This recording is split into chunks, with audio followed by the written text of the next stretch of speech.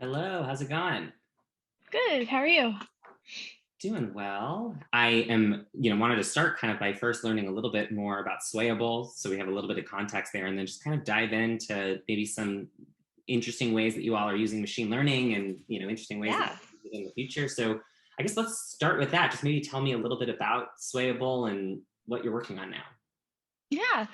So Swayable is a data science platform focused on understanding public opinion. And our core product is content testing, pre-testing of content for its persuasive potential. And So we you're use, a sorry, I was just gonna, and for the end goal, both of campaigns and consumer, products. Is that right? that's right. That's right. And some B2B. Yeah. Very neat. And so, what kind of content are you testing, and sort of what's your mechanism for Mhm. testing that content? Yeah. So we test mostly video messages and advertisements. They can also be static images. We've done a few audio only. Um, and our mechanism is to do a randomized controlled trial survey experiment. Yeah. How did you come to focus in this area? Like, what drove you to become passionate about public opinion and consumer insights? Yeah. Well, we started coming up with ideas. The year was 2017. And the broad problem we were looking to solve is why do people believe things that are not true and not believe things that are true? Like climate change is a problem. That was sort of one of the original um, topics we worked on. That was the first topic we worked on, was climate change. Hmm. And so we explored lots of ideas, and what we converged on was testing ads, just like how drugs are tested, really. It's a treatment. And have you found, I mean, I'm sure you found a lot of interesting things campaign by campaign, both for consumer products as well as for big kind of Mhm. public policy issues like the environment. But any sort of big, after now working on it for a few years, any sort of kind of, I don't know, big takeaways about what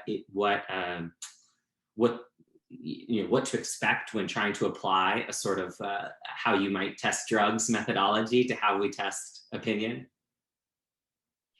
Yeah, so one thing we found is that a certain proportion, roughly 25%, and depends on what time you are, where you are in the timeline related to an election.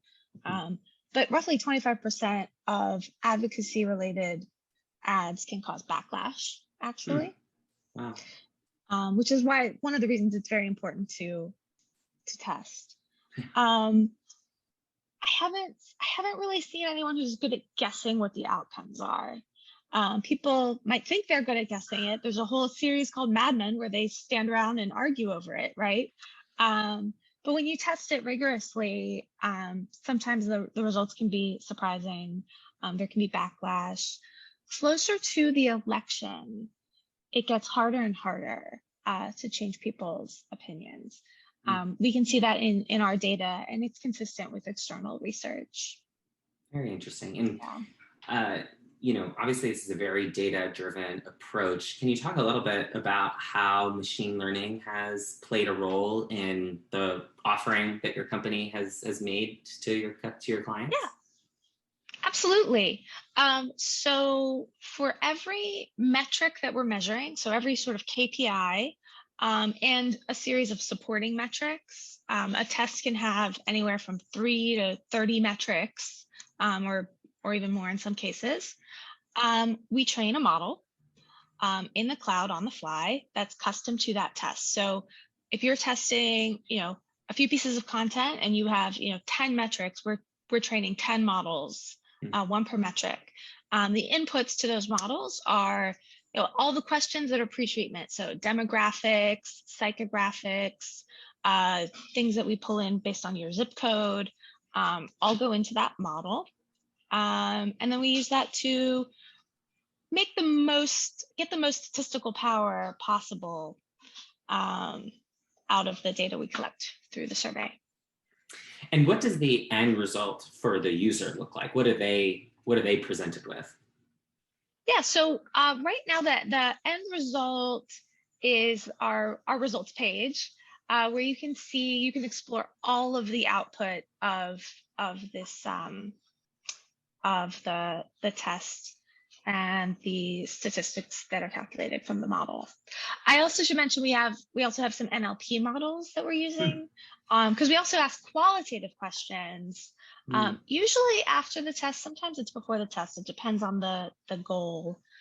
But we're doing some clustering to discover the themes that are in the free-form text answers people leave, as well as tracking sort of sentiment and overall sort of weightings of the most statistically improbable phrases associated with each piece of content in each segment. Oh, very cool. I've heard a lot of people talk recently in the area of machine learning, AI, about like how you communicate confidence, how you communicate doubt. How do you all, handle that on that results page? Are you kind of giving people some sort of spectrum, or are you kind of giving people a confidence interval, or how are you kind of contextualizing whatever it is that they're reading? Yeah, it's a great question.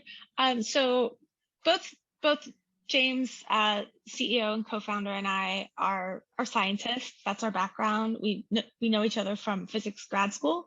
And so we decided very early on that you need confidence intervals, even if you think you don't. You're getting confidence intervals. So every numerical result has a confidence interval. And we also have confidence levels that can be chosen. Right now, the default is 80, but we can adjust that to 90 or 95. We also, if a RCT result, where we're comparing the baseline to the test group, some metrics we don't show that. But if we're comparing a baseline to a test group, we're really doing a hypothesis test. And if the confidence is below that threshold, we gray it out in the dashboard. So it's colored in if it's a confident result, and it's grayed out if it's not. And we always show those bars as well. Right. And what sort of challenges, I mean, you and your co-founder, obviously, as you mentioned, are scientists, and so come at this with, I'm sure, a lot of preparation and insight that many business leaders wish they had when they started to implement things like machine learning. But nevertheless, what challenges have you faced in trying to make the most use out of machine learning within your product and for your customers? Yeah, that's a great question. So building a system, a very flexible system that trains the model in the cloud on the fly, it takes bringing together a lot of, I call it the science and the engineering, right? Okay. There's a lot of people who might know the science, and then there's people who know the engineering. Not many people really can, do both at the same time. Right. So it was truly a collaborative effort to write this robust, flexible code that can take this data set, train all of these models in the fly, on the cloud, in the cloud, on the fly, in parallel. We have this distributed parallel computing system now. And setting that up has been and keeping it running as our business is growing and the tests are getting more complicated has been it's an exciting challenge. And I'm curious to hear more about how you've approached that challenge. So has it been that you have had to develop more engineering competency in your data scientists, or more data science competency in your engineers? Is it that you've just found ways to almost project manage that gap and kind of let people stay more or less in their own lanes, or some other approach? How are you? Because I've heard challenges like that in the past. I'm how people have approached it.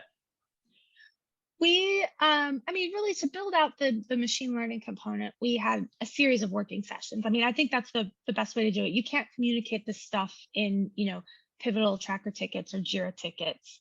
You really need to just get together. A lot of it was done during over Zoom, really. So, or in person if possible. That hasn't been possible for the last, year and a half. But just having a regular session where we go through the next chunk of code that we're going to write, and we make sure that we bring together the architectural thinking, software engineering thinking with the data science, so that we can meet both challenges at the same time.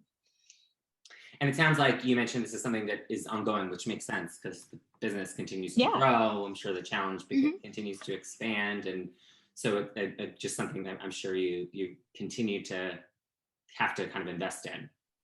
Yeah, absolutely. We're doing a lot of pair programming and group mob programming. Very neat.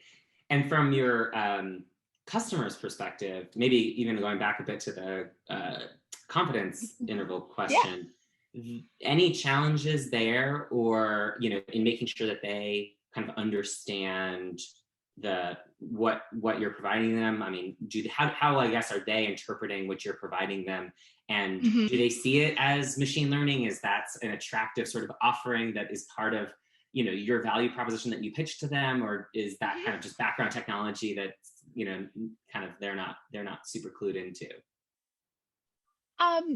No, they definitely are experiencing some benefits of it. So we had a really interesting use case a few months ago with a major brand that has they have both consumer facing and B2B facing products, and they were interested in testing an ad focused on the B2B. Now it's tricky to target that audience. It's small, so business decision makers. But with our model, we were able to survey a general audience and then create a filter for the audience they're interested in. So a filter is really just a segment that's cross-tabbed with all the other breakdowns that we're looking at.